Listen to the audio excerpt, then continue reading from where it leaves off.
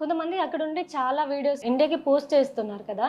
దానివల్ల కూడా ఎక్కువ ప్రాబ్లమ్స్ అవుతున్నాయి కదా సార్? అయితున్నాయండి. అయితున్నాయి. సో, మొన్న ఫర్ ఎగ్జాంపుల్ మొన్న ఆహ్, ఏదో పెద్ద యూనివర్సిటీలో గ్రాడ్యుయేషన్ స్పీచ్‌లో మన తెలుగు అమ్మాయి ఓకే. ఆహ్, అక్కడ జరుగుతున్న ఆహ్, ఇజ్రాయెల్ పాలెస్టీన్ వార్ గురించి మాట్లాడిందంట ఆ అమ్మాయి. హమాస్ సపోర్ట్‌లో. ఓకే. ఆమె డిగ్రీ క్యాన్సిల్ చేస్తున్నారిప్పుడు. టాప్ యూనివర్సిటీ ఐవీ లీగ్ యూనివర్సిటీలో చదువుకుంది. ఇప్పుడు నేను పిల్లలకి కూడా ఒకటి చెప్తున్నాను. అక్కడెళ్తుంది మీరు చదువుకోవడానికి. యాహ్! పాలిటిక్స్‌లో ఇన్వాల్వ్ అవ్వడానికి కాదు. మీరంత కష్టపడి పెద్ద పెద్ద లోన్‌లు తీసుకొని అక్కడెళ్తుంది మెయిన్ రీజన్ ఏంటి? అక్కడెళ్లి చదువుకొని మంచి కెరియర్ బిల్డ్ చేసుకోవడానికి. వాళ్ళకేంటండి సంబంధం పాలెస్టీన్‌లో ఇది?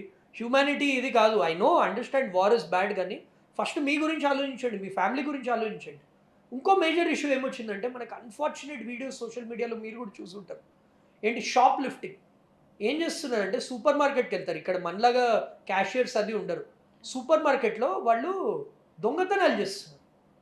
లాస్ట్ ఇయరే ఒక ఇద్దరు ముగ్గురు తెలుగు స్టూడెంట్స్ పట్టుకపోయారు. ఏంటంటే చిప్స్ ప్యాకెట్లు ఇవి.